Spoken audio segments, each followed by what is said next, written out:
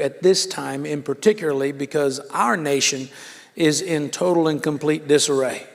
It is indeed, Matthew. Our nation is saturated with a series of moral and spiritual crises that threaten our very survival and democracy. We have an energy crisis that's been created by the President Biden in closing down the pipe gas lines and oil to appease the New World Order crowd with climate control. I agree with Senator Graham of South Carolina when he said Joseph Biden is absolutely the worst president in the history of America.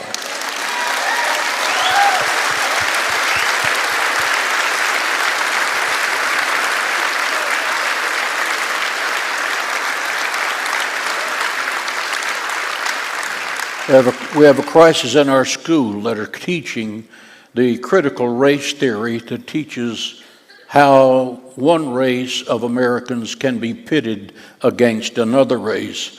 And it's transforming to promising achieving students into students who are not productive because they learn to hate each other. We have an inflation crisis. I'll talk about that in my sermon.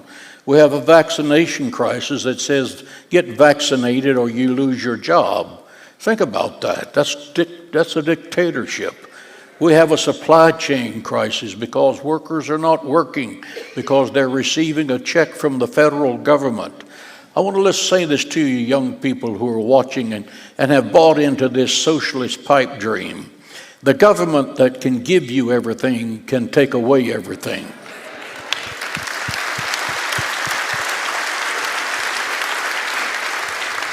Remind you of the statement of Benjamin Franklin that those who sacrifice their liberty to obtain momentary security will lose both. They'll lose both. The answer is to preach the principles found in the Word of God upon which this nation was founded. George Washington said, "It is not possible for the American society to exist without the reading of the Word of God." George Washington is the founder of this nation, by the way.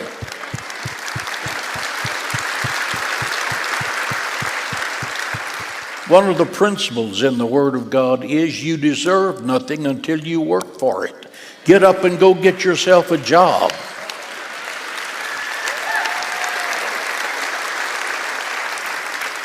I want to thank the members of this congregation and those of you who are watching across America and even the nations of the world for supporting this television ministry to make it possible for us to preach the gospel of Jesus Christ and the principles of the Word of God to a nation and to a world that has lost its moral and spiritual compass. Thank you, church. Thank you, partners. Because of you, the light of truth is going from this place to the nations of the world to make a difference.